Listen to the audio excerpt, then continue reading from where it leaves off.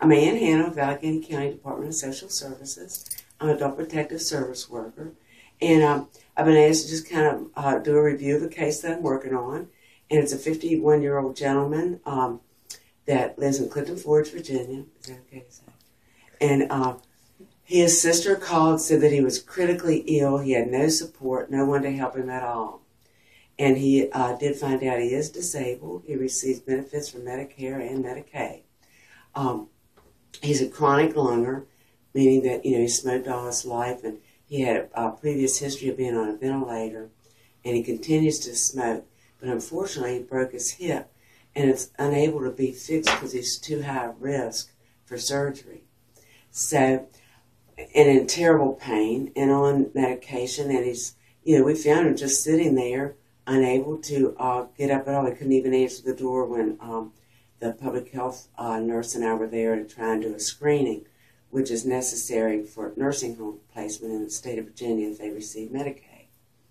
So luckily his sister did show up and let us in the house, and he agreed for us to come in. And we did, it's called a Universal Assessment Instrument, a 12-page assessment, which by the time we finish, we know everything about the client. And he has a long history of drug use also. And he's on 3 liters of oxygen. They're smoking one cigarette after another. So at that point, we found he wasn't even able to get up to go to the bathroom. He's urinating in a Folgers coffee cup can. And is that okay? And so at that point, he's not eating because he's afraid he'll have to go to the bathroom. So he's in a pretty pitiful situation there. And his sister lives in the next town over, and she's burned out and all of this. So the sister demanded skilled care for him, meaning that physical therapy, which he's really at this point not a candidate for. And he wouldn't be able to tolerate the amount to qualify for skilled care.